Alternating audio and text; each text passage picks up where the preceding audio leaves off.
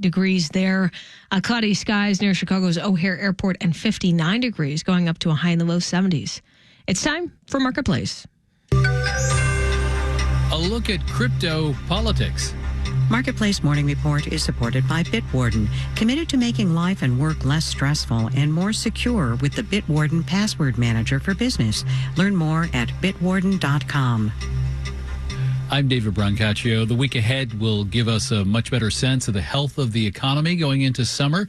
Due in the days ahead are fresh numbers on inflation, consumer confidence, and home sales. Marketplace's Nancy Marshall-Genzer has some details. Brace yourself for a data storm. Tomorrow we get a look at consumer confidence numbers for May. We'll see if it rebounds from April when it fell for the third consecutive month, according to the Conference Board. Also tomorrow we get a look at the S&P Case-Shiller Home Price Index, which tracks housing prices in key metro areas. Pending home sales are out on Thursday. We'll hear from the presidents of the Federal Reserve Banks of Cleveland and Minneapolis tomorrow. Minutes of the Fed's May meeting released last week showed some willingness to raise interest rates if inflation picks up. The April Personal Consumption Expenditures Price Index comes out on Friday. That's the Fed's preferred inflation gauge. As if all this isn't enough, the Fed releases its latest beige book on Wednesday. It's a pulse check of the economy in each of the Fed's 12 districts with juicy local anecdotes. I'm Nancy Marshall-Genzer for Marketplace. Atlantic hurricane season starts this week and runs through November. The National Oceanic and Atmospheric Administration predicts hurricane activity will be above normal. Climate change is making all kinds of extreme weather more common, and the Biden administration recently announced $6.6 million in funding from the Inflation Reduction Act that'll go toward trying to improve the forecasting of weather. Marketplace's Samantha Fields has that. Long-range seasonal forecasts aren't all that useful, at least not according to former FEMA Administrator Craig Fugate. But he says once a storm forms, then forecasts really matter. It's life or death. The better that forecast is and the more time we can give communities, the better the outcome.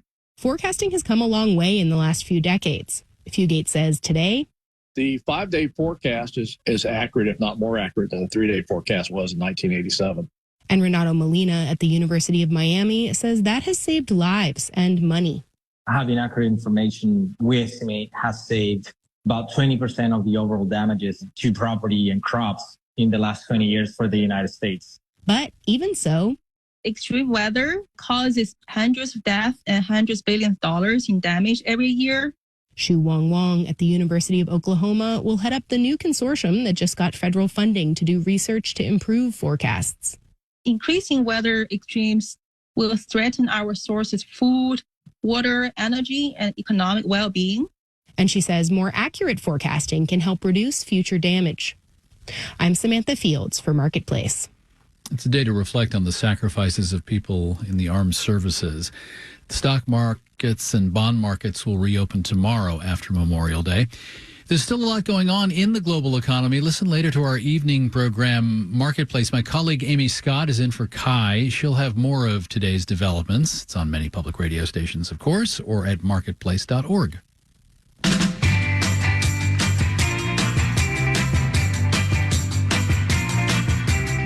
Marketplace Morning Report is supported by Amazon Business. From small business to big enterprise and everything in between, Amazon Business helps simplify the supplies buying process. Amazon Business, your partner for smart business buying. And by The Economist, devoted to providing independent journalism that makes sense of the news shaping the world. More at economist.com or with The Economist app, newsletters, and podcasts.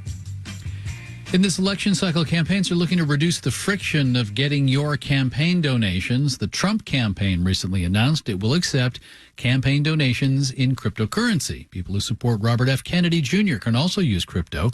Marketplace's Kimberly Adams has more. The Federal Election Commission decided back in 2014 that candidates could legally accept crypto campaign contributions. But there are some things that make crypto a bit different from just giving a campaign cash, says Ishan Mehta, director for the Media and Democracy program at Common Cause. Cryptocurrency is extremely volatile and unpredictable, so that you can bypass the contribution limit if the value goes really up. It becomes easy to do money laundering if you're using, some of the lesser known cryptocurrencies or some of the fly-by-night cryptocurrencies. The FEC says as long as the value of the crypto at the time it was donated falls below the contribution limits, it's fine. But Meta says there are transparency issues as well. Fundamentally, by architecture and design, cryptocurrency is untraceable, which makes it easier for foreign actors to influence campaigns by making these donations. Because of these concerns, a few states ban cryptocurrencies in campaign finance altogether. But in the majority of states, it's still kind of a gray area. Heather Baugh teaches at the University of Missouri's Truman School of Government and Public Affairs. The ability for governments to control it and to be sure that it comes from non-criminal entities. Governments haven't figured that out entirely yet. Baugh says there's really no reason for candidates like Trump or RFK Jr. not to accept contributions this way. This is probably politically strategic for Trump. There's a contingent of crypto enthusiasts who are attracted to the asset because of its libertarian values. Meaning, she says, they may be more likely to donate to conservative causes. So for people who want to use their Dogecoin for the Donald, they now can. Of course, within federal contribution limits. In Washington, I'm Kimberly Adams for Marketplace. And when not pigs, but dogs fly, there's news dogs can fly. News of the launch of Bark Air, charter jet service for dogs and their custodians.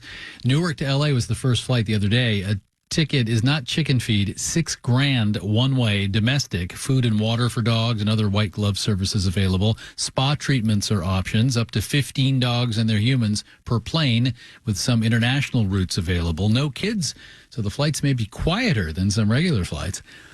You off today? Barbecue not till later? Why not consider watching a documentary film with me? I'm watching one movie a month with economic themes, and we're discussing them with you and with experts.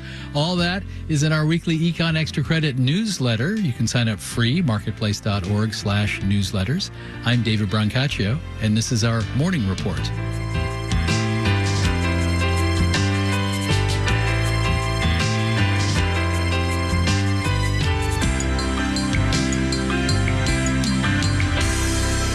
APM, American Public Media.